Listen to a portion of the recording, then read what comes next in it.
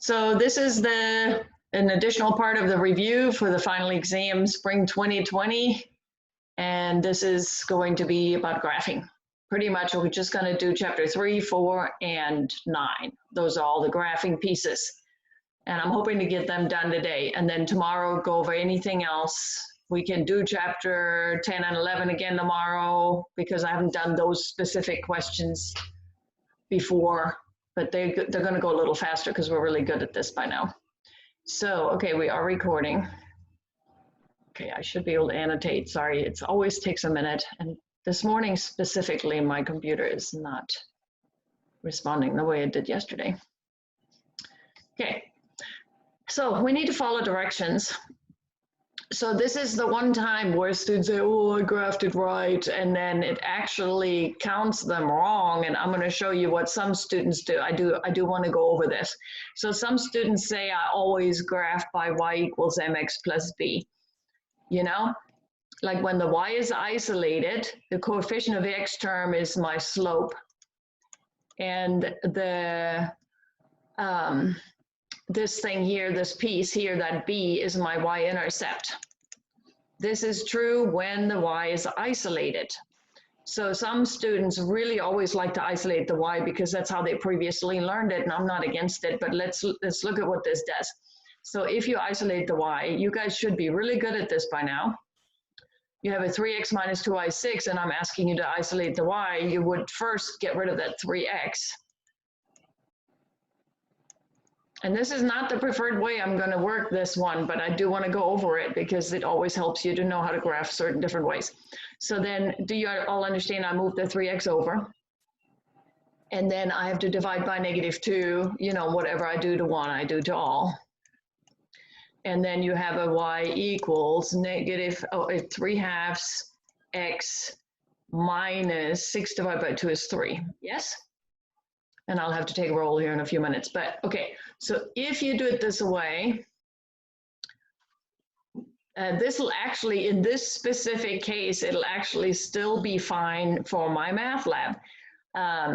This is not a good example then. I don't always know it until I start working it, but it says plot the intercepts. You see this?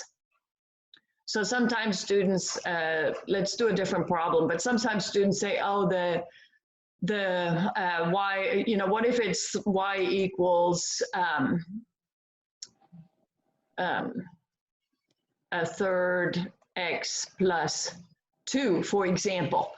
And students want to graph it this way, and they say, oh, I'm going to put my y-intercept at 2, meaning my line crosses the y-axis at 2, and then from there I go up 1 and over 1, 2, 3, and then this is what they graph, you see? This is the graph for that line. The problem is, in this specific problem, if it asks you to plot the intercept, you would actually be counted wrong because the computer wants to know where does your line cross the y-axis and where does the line cross the x-axis. Now look at this one. This one up here, this is just a different example. But this one here, where does it cross the x-axis? You didn't show it. You see what I'm saying? And even if your line goes like this, if you plotted here and here, you did not plot where you were supposed to plot according to the directions, which is right there, you see? So if something like that happens, you need to follow the directions. So when you say plot the intercepts, in that case, I usually teach it like this. I say, oh, let's do an XY chart because that always works. And it'll show you the intercepts if you do it right. So if x is 0, for example, do you see how you would go nowhere right or left on the graph? If you go x is 0, you go nowhere right or left, so you have to land on the y-axis. So you just plug that in to the original. And in the class, I just say hide this thing because 3 times 0 is 0 and it's gone, and then you can isolate the y pretty easily. But since we're right here, I'm going to do this the long way. So when x is 0, y is -3. And then you say, well, what's the other intercept? So 0, -3, that's this intercept. The y-intercept. You find the y-intercept when x is 0. Now, if y is 0, meaning you go nowhere up or down, you have to land somewhere on this axis. So you let y be 0. So you're going to say 3 times x minus 2, let y be 0. I'm going back to the original always, right?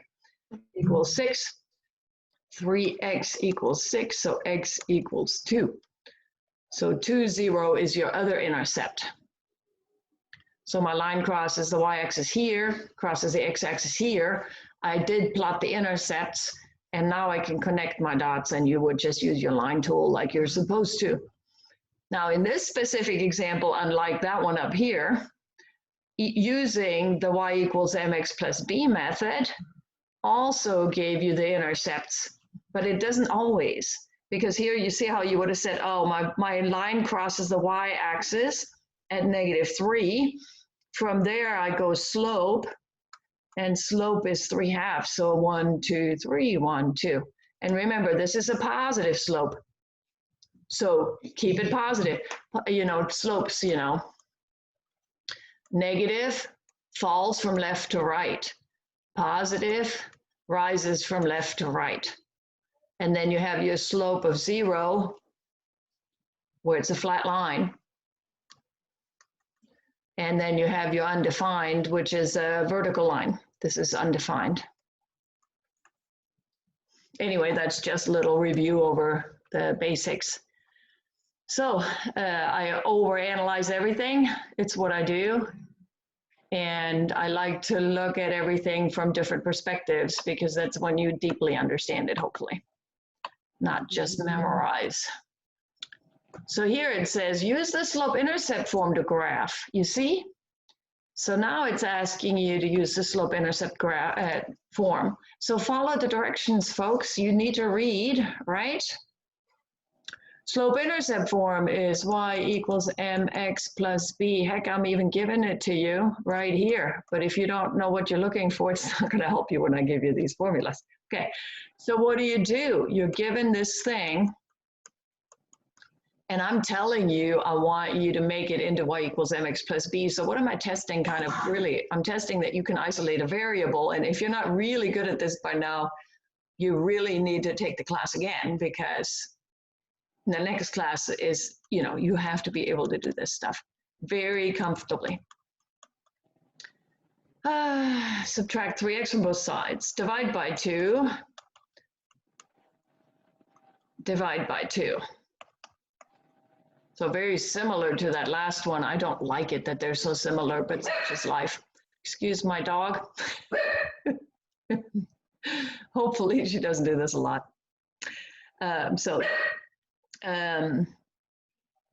Are we clear here from here to here? Yes, that should be like, we've even done this stuff in chapter 10 and 11. So once the y is isolated, this is y is by itself, then the coefficient of the x term is my slope.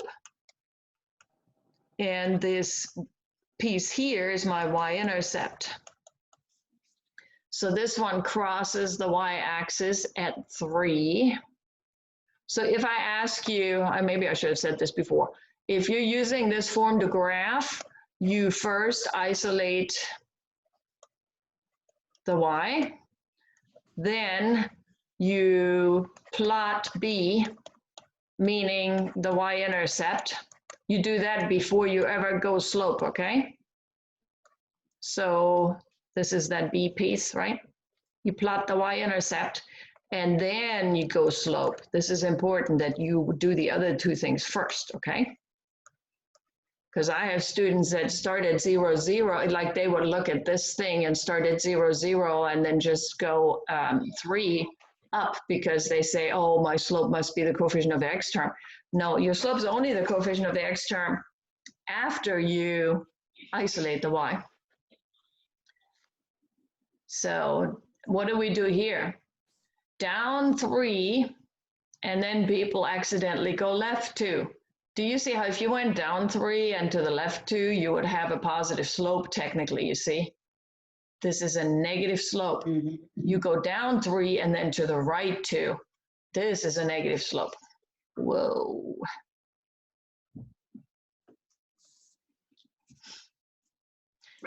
And then just to clarify, in chapter 9 then at the end, I did a little video on that the other day, but in chapter 9 at the end, we have these inequalities. So sometimes people learn chapter 9 and then they go into a problem like this, which is chapter 3, and you don't always know what you're working on. You know, it's not going to tell you what chapter, what section, but then they accidentally dot the lines or they shade stuff. This is not an inequality, okay? So you're not going to shade anything. This is simply an equation, meaning you want to find all the points that make that statement true. So when everything on that line, every single point on that line is an XY coordinate that makes that original statement true. How are we doing? Fully understand graphing? Yes, basic graphing? Okay, so yell if you don't understand something. I can't see the chat. I can only see 5 faces. So you guys keep an eye out for me, please. Find the slope-intercept form of the line whose slope is 4 and that passes through the point. So this is one of those things that students have the most trouble with.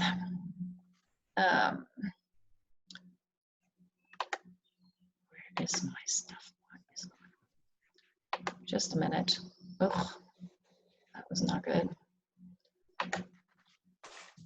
Something's wrong with my, either I'm running out of battery or plugged in. I have battery on my little pen. That shouldn't be a problem. There it is.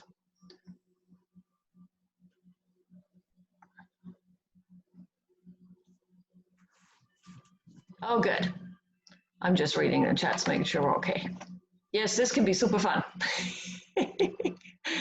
Okay, so if I'm asking you to define the slope-intercept form, it's telling me this is not the greatest wording. Usually I teach it like this, it'll say write an equation of a line. Like it wants you to write an equation. And in this specific case, it wants you to have a final answer in a slope-intercept form, meaning y equals mx plus b. This is in the end, you know, the end result. This is not how we attack. This is the end result. So here we're going to say, okay, when I ask you to write an equation, this is what I teach in class. Ask. This is important. What is given? So if I'm giving you, what is given here? Do you see? If you're given a point, yes, and a slope, yes, right?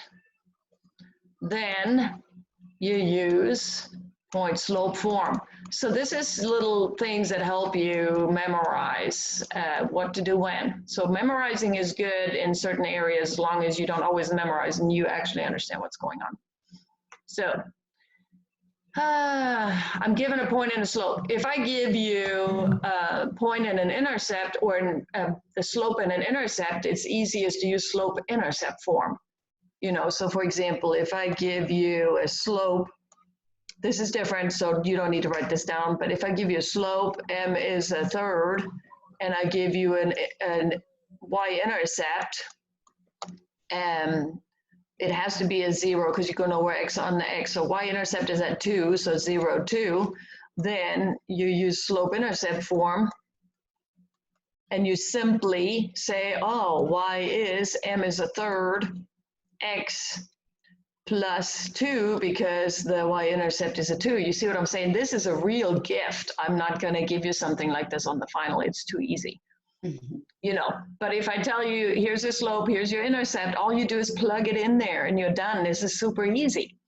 But when I tell you to use a point and a slope, you have to do more work. And the point slope form, this one here, is y minus y1, or equals, yes, m times x minus x1. So this is a little more involved, but I'm giving you this. It's in the, it might not be, yeah, it is off to the side. I can't see it because I have you guys, yeah. You see, that's that form. Excuse me. So you need to not memorize the form, but memorize that in this case, you want to use that form. So you simply call this point here x1, y1. This is your point x1, y1. And your slope. What is your slope? M is 4. Sometimes your slope is a fraction. In this case, M is just 4. So that actually makes this problem, I believe, easier. It'll be easier to simplify later. And now you plug stuff in. So you have your y minus y1 is M times x minus x1. And you leave that regular y alone. You leave that thing alone. Minus, what's y1? 8. Yes? Then you have equals. What is M? M is 4. Open. Leave that regular x alone. And then you have, this is important, you have a minus from the formula, and then you have a negative 4, which is part of that x1. Yes? And now you simplify. So now you simplify, and some of you do a lot of this in your head. You know, I'm being pretty nice because if you look at your first test, and all of you have taken it, some of you took it online because you're online students, some of you took it on ground, but if you look at your old test, there was more involved here. You had to do a bunch of stuff. You had to deal with adding and subtracting fractions. In this case, I made it pretty nice because my slope is just a regular number, but I can't guarantee that'll happen on the test. Okay, so x negative is positive. And then you just keep going. What do? Distribute. You all have all kinds of skills. Since then, you've developed so many more skills that this should be more comfortable than it was at the time. And now you're going to isolate the y, yes? Because the thing said find the slope-intercept form. So I need the y equals mx plus b, this one here. So I isolate the y. Y equals, what are you doing? You're adding 8. This is, which ones are like terms? You know that, so we can't lose track here like some people want to do the 4 and the 8. I'm like, hello, this is an x term and this is a regular constant, yes? So add 8. 16 plus 8, right? Is 24, is that right? Yes.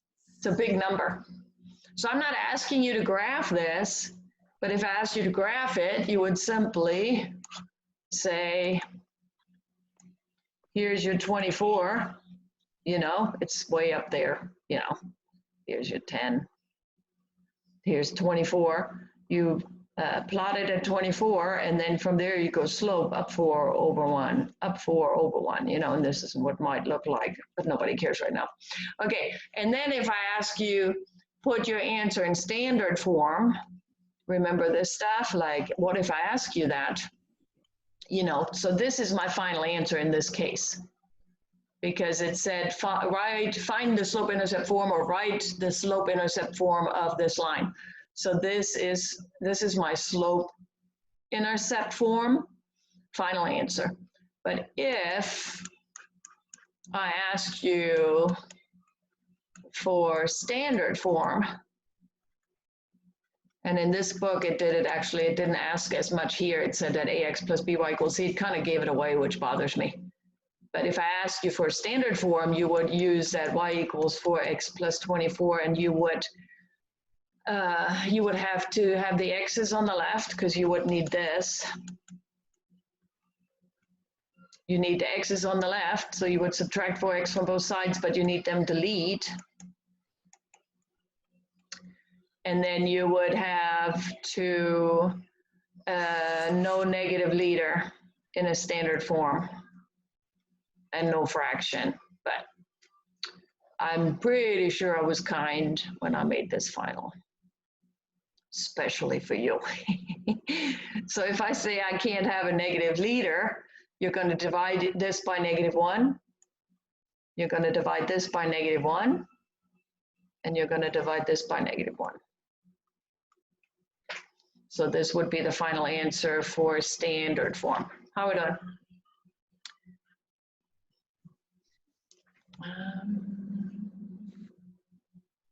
So no questions? I just lost connection. I just got back, Debs. Okay, is that Brandy? Don't move yet because I want to. Yeah, That's fine. my internet just went out and it came back in. Okay, Let me review this real quick. that's fine. That can happen.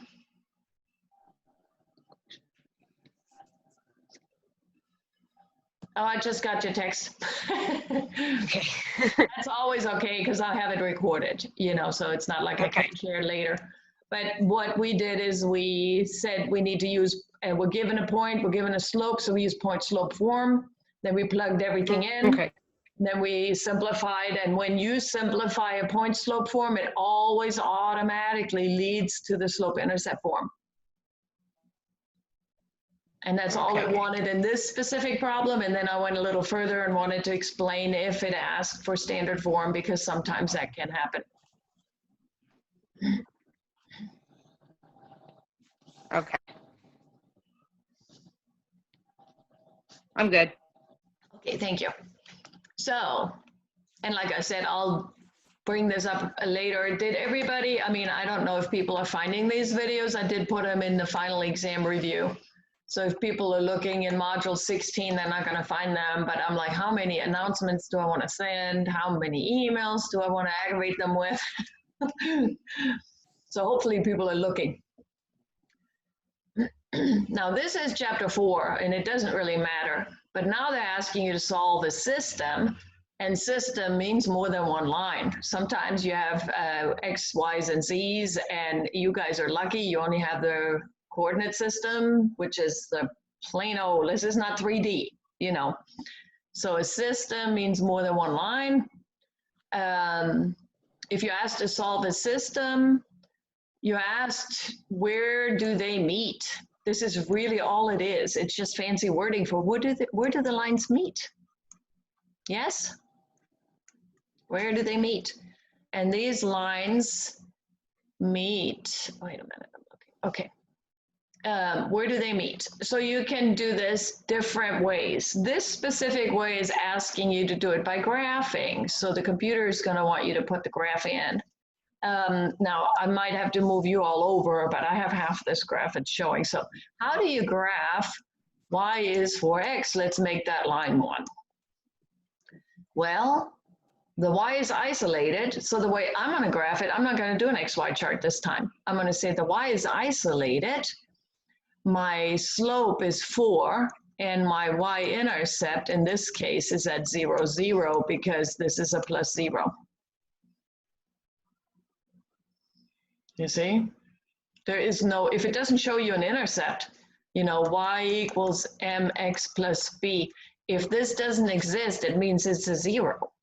So it crosses, so my lines, I'm going to say, oh, okay, I always plot the intercept first.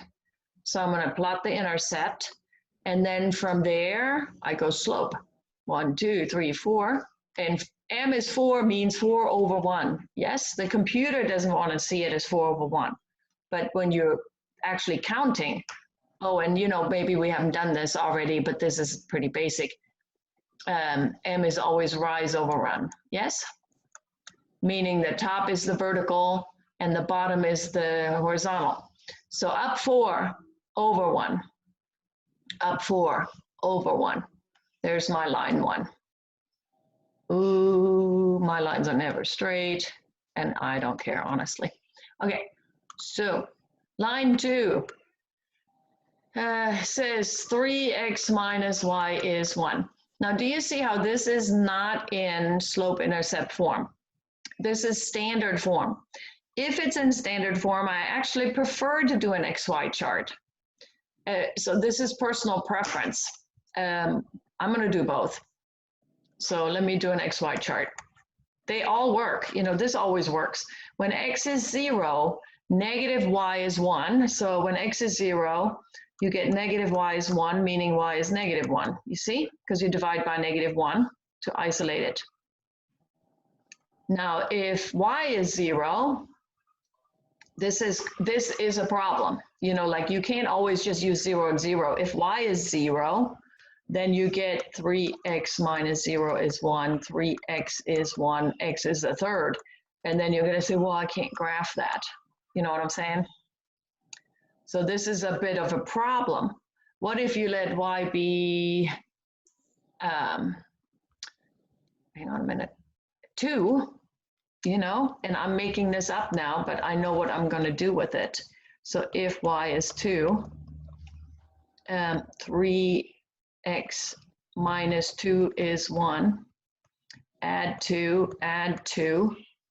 So I get 3x equals 3, and therefore I get x equals 1. So this isn't necessarily pretty. If x is, oops, if y is 2, x is 1.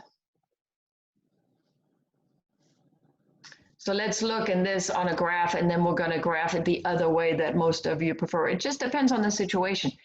0, -1 would be here. And then a third 0, I don't know yet, but let me do a 1 and a 2, up over 1, up 2. Oh, interesting. Now it gets interesting. I like this stuff. Now, if x is a third and y is 0, you know, a third over and y is 0, so it'd be about here. Now, what do you notice about these lines? They're parallel. They're parallel. They look parallel. Now, let me double check it though. I'm not so sure, but we will see. I don't like my graphing, so I wonder if I didn't do something wrong. You guys never stop me when I mess it up. That's what I got, so I'm hoping you're right. Okay, so but I have a little fear that these are not parallel. But let's look at it real quick. If they're not, then I don't know. We're gonna have to analyze this. So if I isolate the y, I would bring the x over, you see it? Subtract 3x, and then you divide by -1. See, I don't like any of this right now. I have my reasons.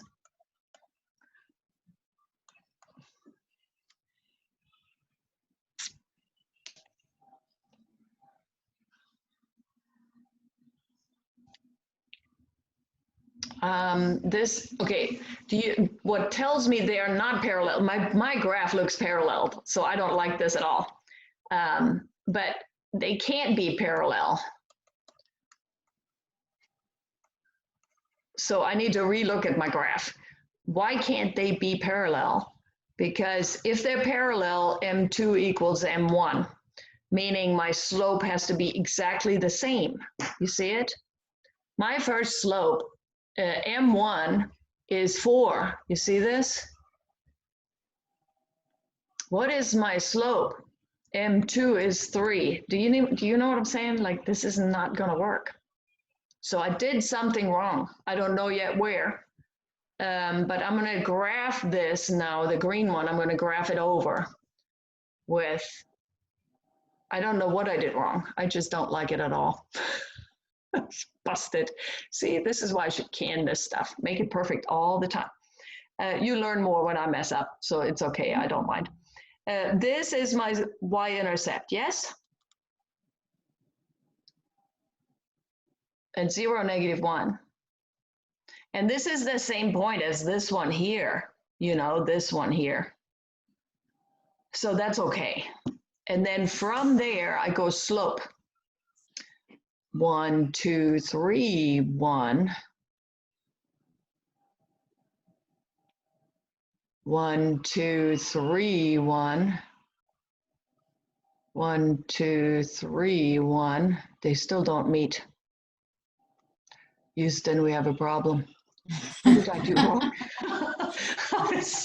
What did I do wrong? I'm half blind here, but who can help solve this mystery? Come on, Adam, you said this is fun. Won't you fix it for us? I really don't want to share this video now, but something's wrong with this. We need to analyze that. My slope on the first one is 4. I can't change that. That is very obvious right here. You can't fix that. So what did I do wrong? Oh, he solved the mystery. I said, yes, come on, Adam. We're putting you on the spot here. Does anybody see? Oh, okay, good. Then then it's okay. I mean, this is confusing. I'm not trying to make it worse. I'm really not trying to make your life harder. I'm trying to help you. But sometimes something like this is going to happen where a little mystery happens and we just have to figure it out. And this is aggravating to me because it shouldn't happen right in the middle of a recording. But, okay, so what did I do wrong?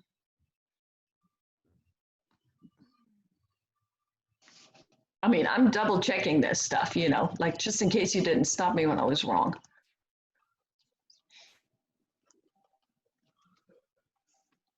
It's not changing.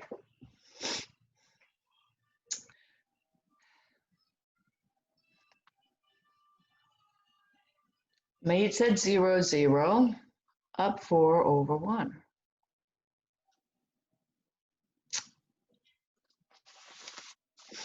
Okay, so sometimes something like this happens, and then you know what, our critical thinking side, the ones that learned how to do all the different methods, how many methods did we learn?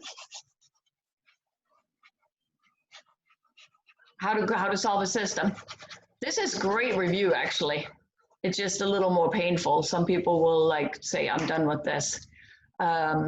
Maybe I'll cut this out of the recording. Fix it. Okay. Let's look at another. If one method doesn't work, let's try another. Yes? So you guys learned another method. I got to change my color. What method did we learn? We learned substitution method, which we're going to do in a minute anyway. And we also learned addition/elimination. Yes? So yes, my graph in this case makes me want to scratch this whole thing and say it's parallel. Now, if it were truly parallel, let's talk about that for a minute. If it really were parallel on this graph, if it's parallel, where do they meet? They don't. They don't. So there's no solution. You see what I'm saying? There's no solution to a system if they're really truly parallel because they never meet. So if that happens, you know what to do.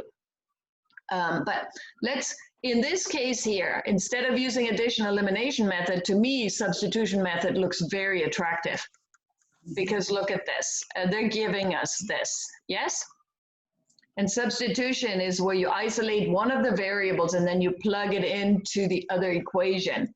So do you see how line 1, this is already isolated?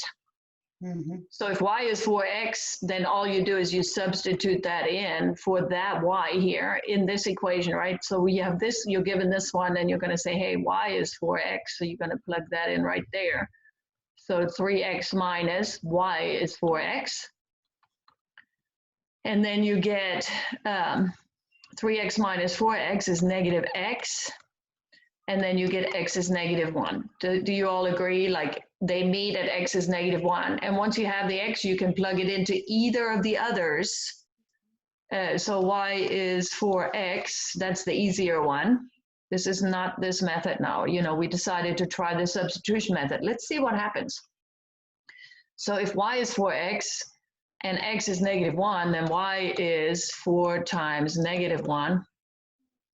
Yeah, there you go. But do they on your graph too, Adam? I mean, I'm going to graph it some more here in a minute. And we're going to solve this long, drawn-out mystery. Teaching fail. Okay, y is 4x. It's COVID season. We don't care anymore. Y is 4 times negative 1. Y is negative 4, and it's just like Adam said, they meet at x is negative 1 and y is negative 4, according to our substitution method. And you know, this is why it's great to know different methods. So this tells me they meet at negative 1, negative 4. You see, earlier, what did I do wrong? I should have gone down the graph instead of up the graph.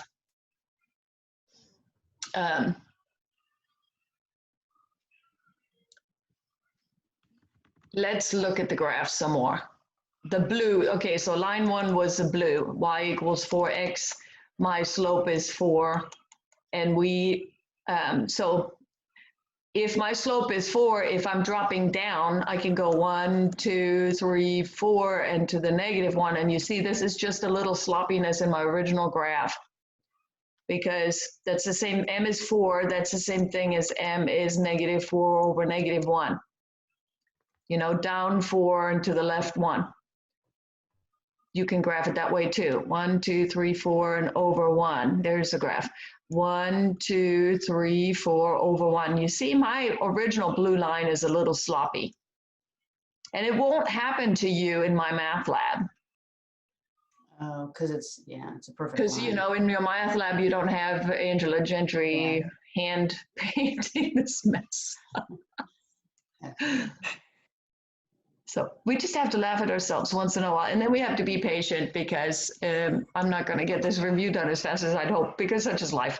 Okay, so my slope on the other one was a 3, down 1, 2, 3 over 1. You see what I'm saying? Down 1, 2, 3 over 1. And this is where they do cross. It's just not a pretty picture. They're very close, which is unfortunate.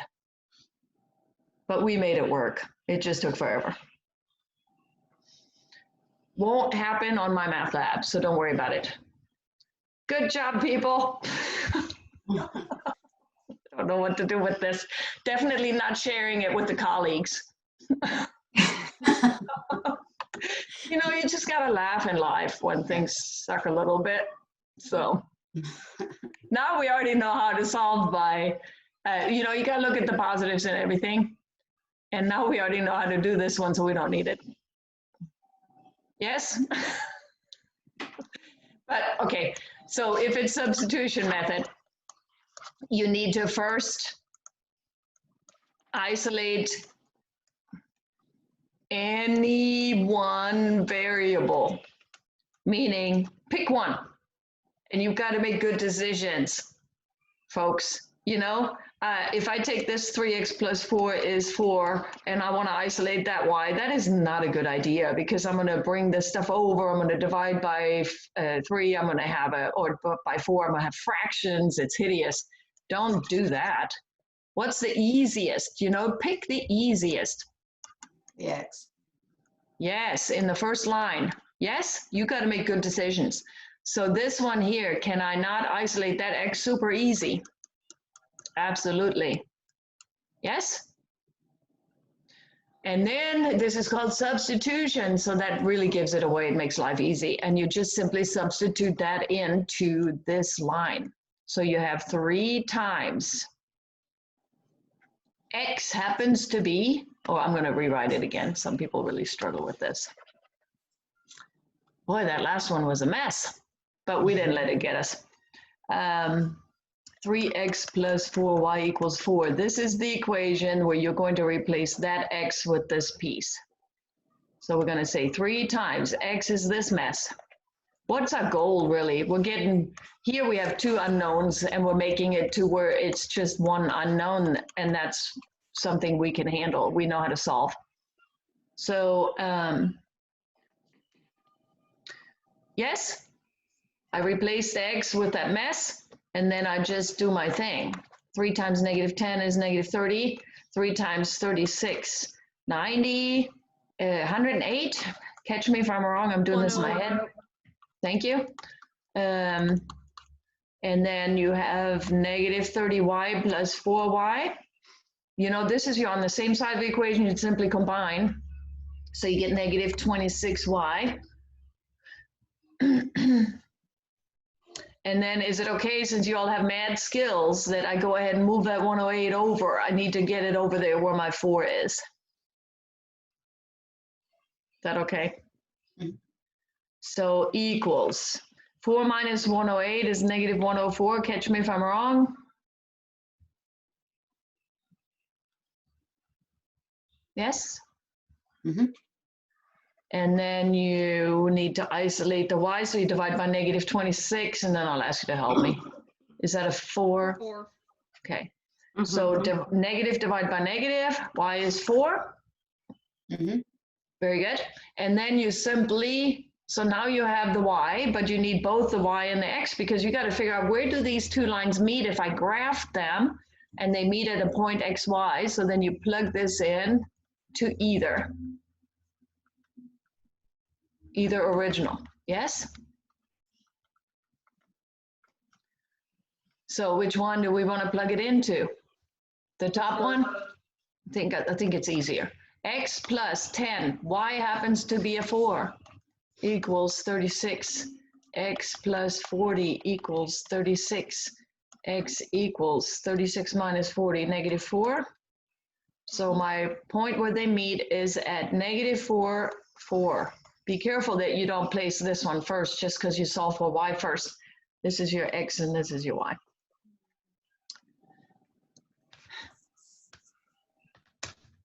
This one was better. Smooth. Okay. Yeah. This happens in class sometimes too. Talking about breaking out in a sweat. I can laugh at myself right now. Addition method.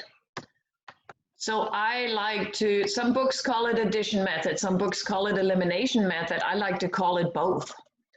Because what you're going to do is, oh, something's funny in Bug's life. Okay, so addition method, elimination method, by you adding lines, you're eliminating a variable and then you only have one to deal with. So what do we do in this case? Oh my gosh, this one is a little harder as far as writing steps down.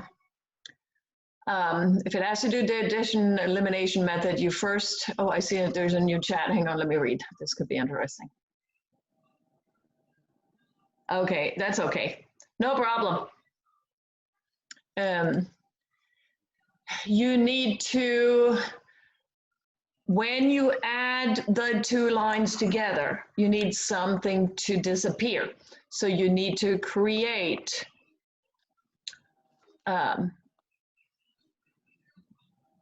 lines to where one variable will eliminate if you add them. So you need to create one coefficient,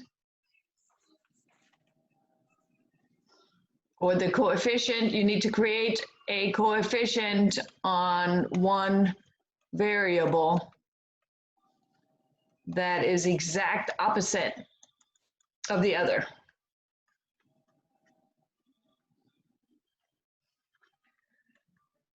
What I mean by that is, so if you have 2x plus 7y equals 14, and you have negative 2x minus 5y equals 20, you see what I'm saying? These two are exact opposites of coefficients, and when you add them, these two eliminate. That's my goal, right? That's my goal. I need for 2x minus 2x to disappear, because then all I have to deal with is y's. And it doesn't have to be the x's. You can do it with the y's. So then you make decisions again. You have to make good decisions. What is your decision here? Do you want to isolate, or I shouldn't say isolate. Do you want to eliminate the x's, or do you eliminate the y's? If you want to eliminate the y's, do you see how you would have to create a 6y and a negative 6y? And you would do that by multiplying this one by 2 and this one by negative 3, or the signs, you see? But don't you have something easier? So you could do something easier. And so you make decisions. So if you simply multiply this piece by negative 4, do you agree that then they're exact opposites? Whatever you do to one, you do to all. And be careful here, it's not always a 0 here. So whatever number is here also has to be multiplied. So are we okay with that? It's the easiest, you know, again, choose the easiest. Then you add the lines. So we have a negative 4x minus 8y equals 0. 0 times negative 4 is 0. And we have a 4x plus 3y equals negative 5. Now you add the lines, meaning you just add them. Negative 4x plus 4x is gone. Negative 8y plus 3y is negative 5y. 0 minus 5 is negative 5. Now, if this doesn't clean up nice, you want to go back and fix it or change or check your work, because if this is some weird fraction, that's not the intent here. This is not going to meet at some weird fraction. Divide by -5, divide by -5, y is 1. When you add the lines, one variable will eliminate. Yes? So now you just have one variable left, y is 1. Now plug that into the either original. So now it's the same as the substitution method. And I know this took forever because of that one difficult problem, or, you know, it wasn't the nice graphing problem. When they're graphing like this, I like to have them a little closer to a 90-degree angle or something closer, but it doesn't always happen that way. Now plug in the either original and solve, you know, or remaining line. So, and my notes in the book are different and the notes in class are a little different. It doesn't matter, it's all the same stuff. So which one do you want to plug it into? Maybe the first one because it's easier. X plus 2y equals 0. X plus 2 times 1 equals 0 because y is 1. X plus 2 equals 0. X equals -2.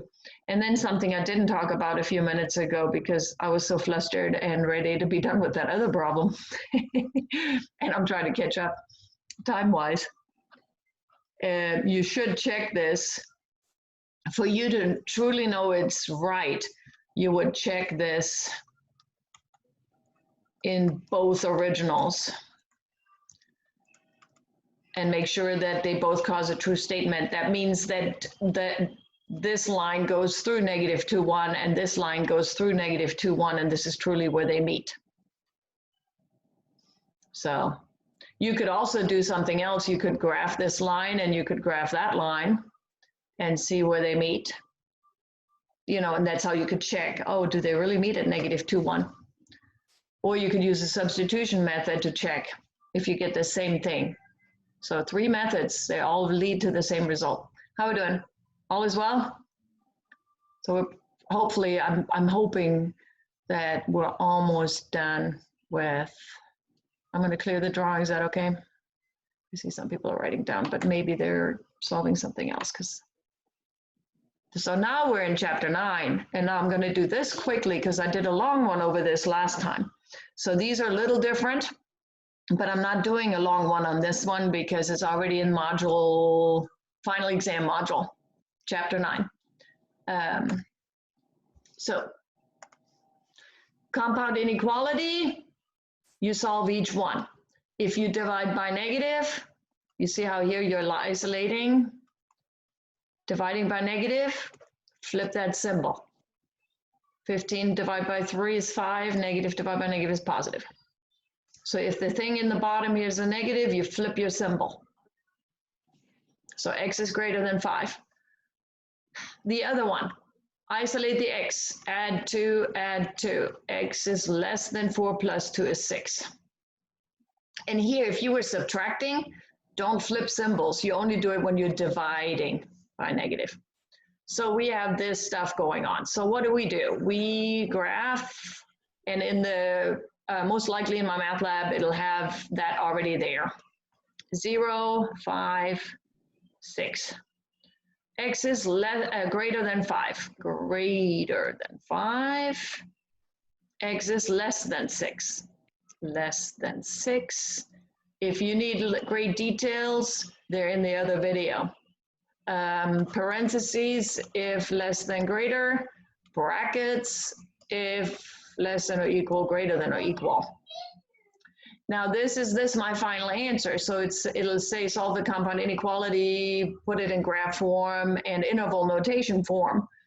And this, before you do anything else, this is not your final answer. This is all just parts of it. And now you're gonna say, well, what did I do? The key word is and means intersection. Intersection means double shading. Or you can just memorize and is double shading, but it's good for you to know that word intersection. It's also sometimes, this is the symbol for intersection. So where do you see double shading? only here and here. You see, this is where your final answer is, this piece. So in the graph, you're not going to show both of those, everything you've graphed. You're only going to show final answer is the piece with the overlap. So then in interval notation, you use your graph, your final answer graph, and say, where does it start? It starts at 5 with a parentheses, comma. Where does it go? It goes to 6. It ends at 6, parentheses.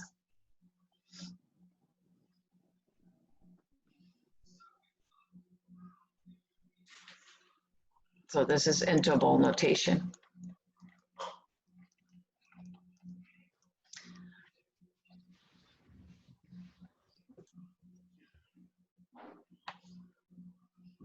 I'm just taking roll. So not a huge attendance, but I know Samantha wants to be here, but her shift changed, so she's gonna watch the videos.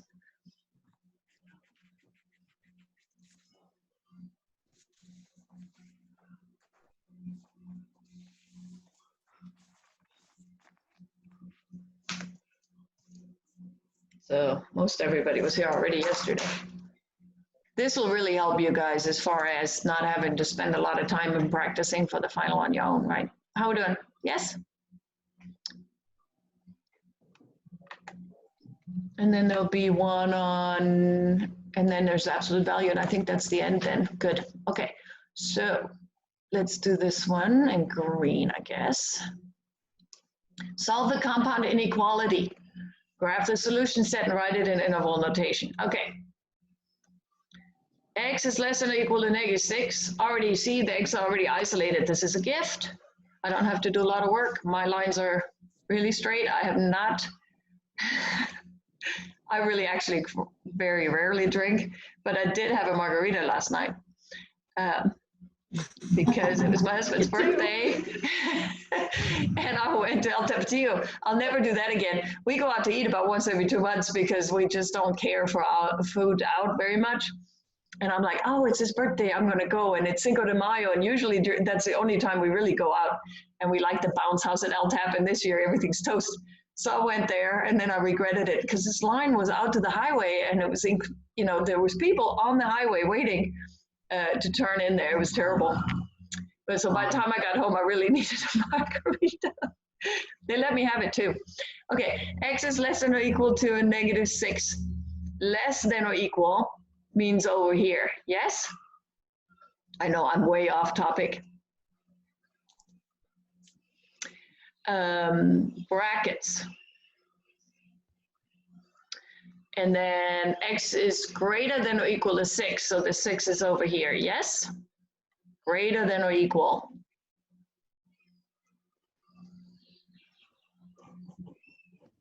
And then you don't do anything else until you've looked at the key word, and that is or. Or means union. Union means any shading. This is where they're married. Today, 25 years, by the way. But he has to work like 10 or 11 hours. It's terrible. So any shading. So it's all of his stuff and all of her stuff, and they happen to not have a toaster in common.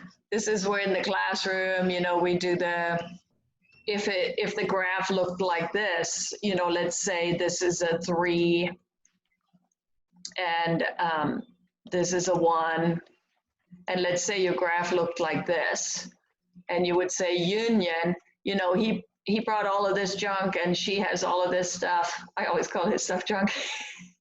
And, you know, they both had a toaster, but any shading is really, in this case, from -infinity to +infinity, you know. But in this case, people say, well, this graph here, they say, oh, it's -infinity to +infinity. I'm like, but if you put a 0 in here, it will cause a false statement.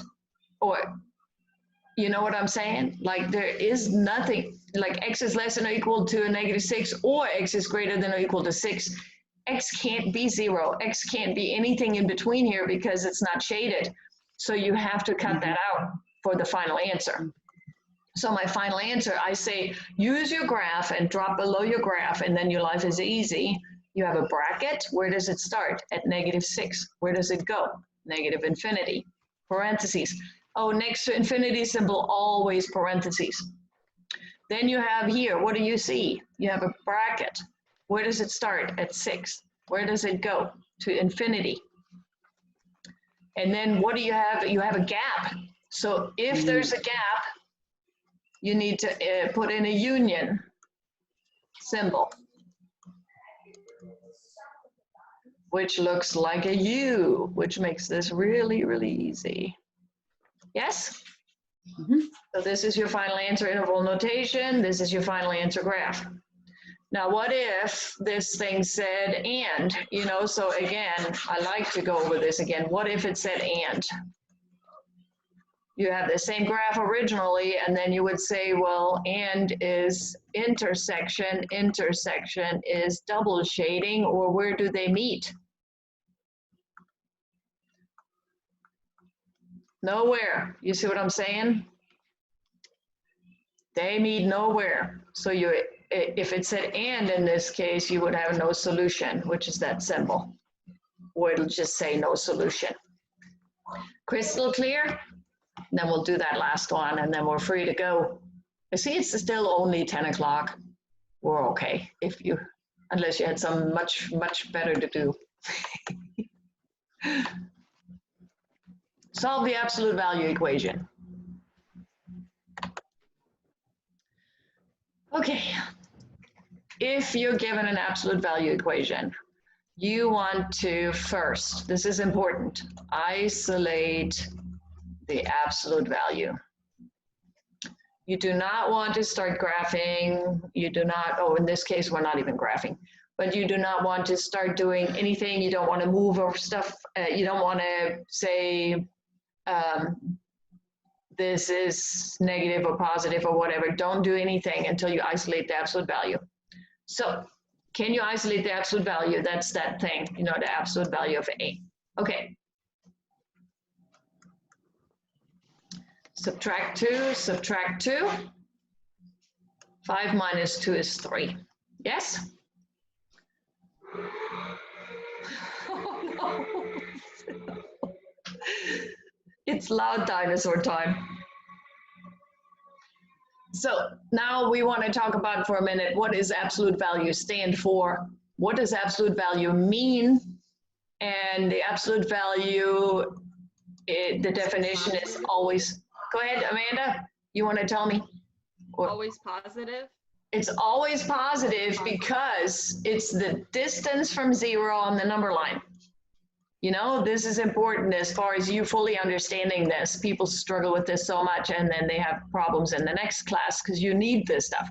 Distance from 0 on the number line. So if I ask you, you know, here's a 0, here's a 5, I would say, how far do you go from 0 to 5? You know, what is the absolute value of 5? That's really what I'm asking. You know, the absolute value of 5 is 5 because from 0 to 5, you traveled 5. But then what if I say, well, what is the absolute value of negative 5? From 0 to negative 5, I travel 5, you see? So the absolute value of negative 5 is also 5. What you can't have is that the absolute value is negative. This is a big no. So once the absolute value is isolated, the right side cannot be negative. You know, if this is the absolute value of A is negative, that is a no. Never going to happen because you can't go a negative distance. These two things are both positive. You see that 5 and that 5, they're positive because the distance you cover is positive. So it's like Amanda said, can never be negative. Yes? That doesn't mean X can't be negative. So this is very important. sometimes my x is negative, but I plug it back into the original and it causes a true statement. So we have to be careful with this. You can't say x is never negative. It's the absolute value is never negative. So let's do this step. Step 1 was isolate the absolute value. Now, set the inside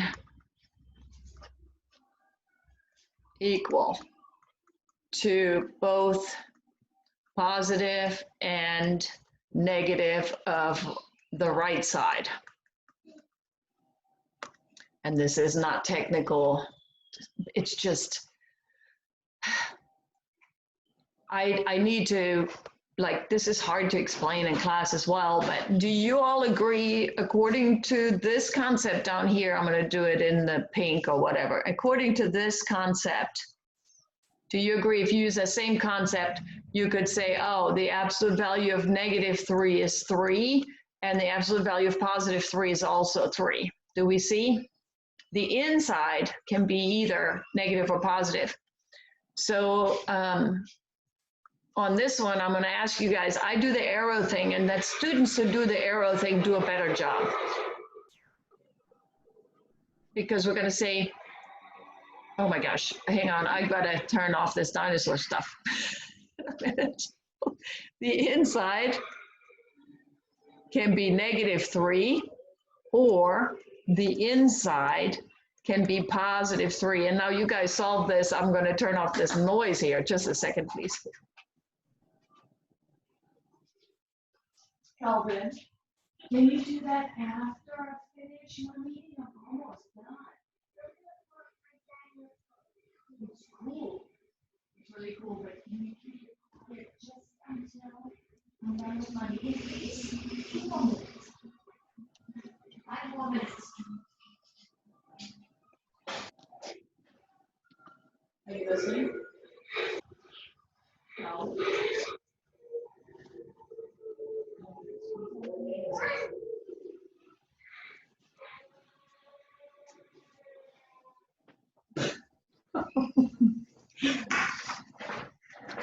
Oh. Mom failed number 57 of the week.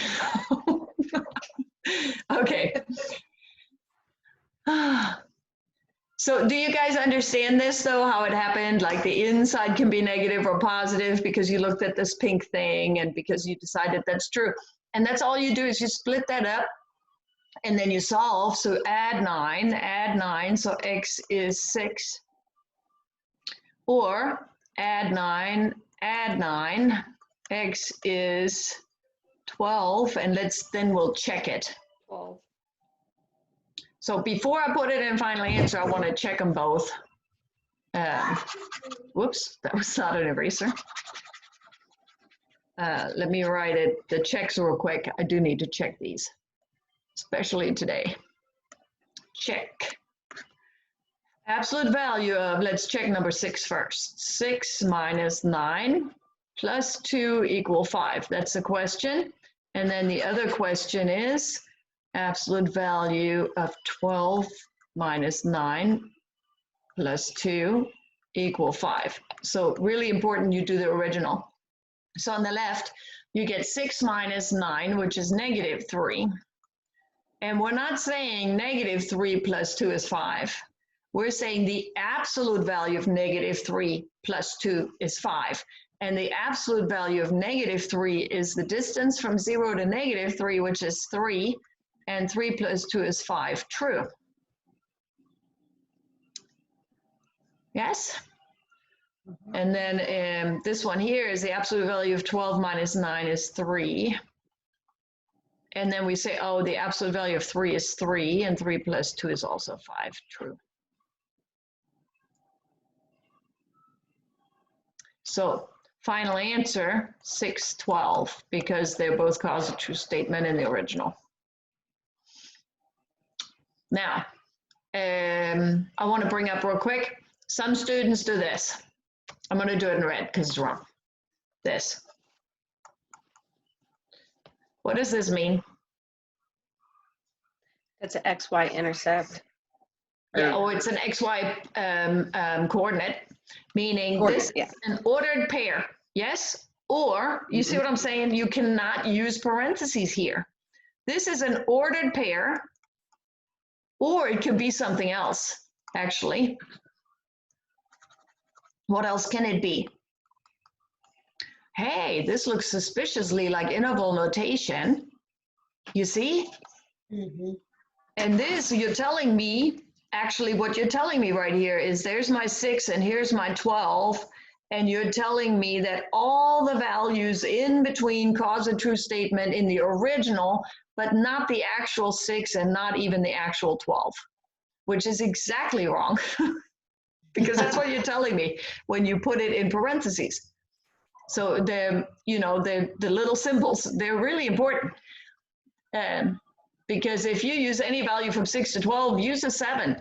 Try a 7. 7 minus 9 is -2. Absolute value of -2 plus 2 is 5. 2 plus 2 is 5. That's a new one to me. So, anyway, what does this tell you? These are braces.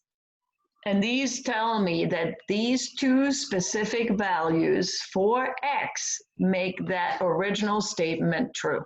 That's what this tells me. Solution set. How we doing? Everything's crystal clear, and no more questions this semester. I mean, we feel pretty good about this. I hope you feel pretty good about this. Were you going to graph the following inequality on number 23? Oh, dang it. I thought this was the last one. Yes, of course. You have to. Oh, man, I didn't see it. No, I should have seen it coming. Thank you, yes. Okay, so if I ask you to graph an inequality, this looks a lot like a regular line because it has an X and a Y, and right here you can tell it's going to be coordinate system. So what we do earlier, so the first thing you want to do is you want to plot the points or find the points. You want to find where's the line. But you want to act like it's a regular line to do that. So you're not going to use inequality for this piece. Right here, you're going to treat it like a regular equation and find the points on the line. So how do you do it? Do you want to do XY chart, or do you want to do Y equals MX plus B?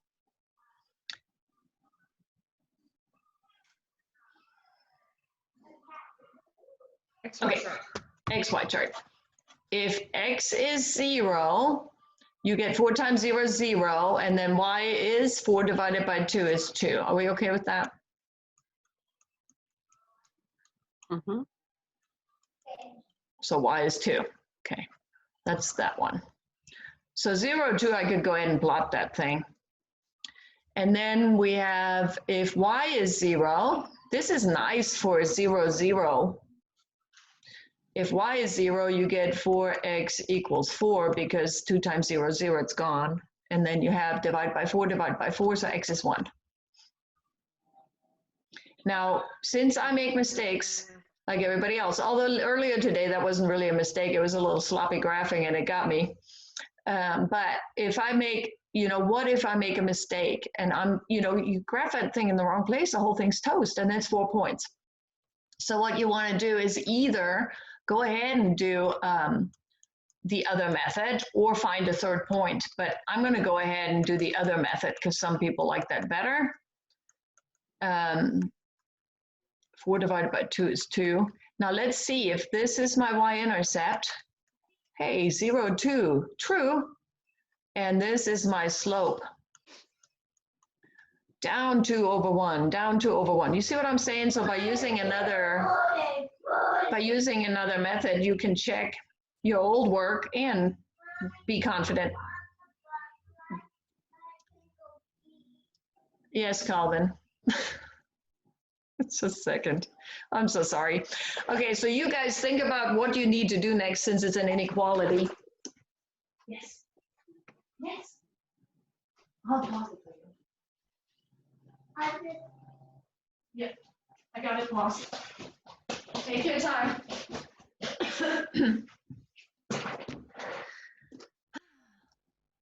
So before you connect the dots, So first you plot the points, you find where would the line be. And then the second thing you do is you ask, is it dotted or solid?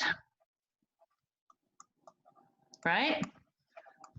So solid is if it's greater than or equal or less than or equal, and it's dotted if it's greater or less than.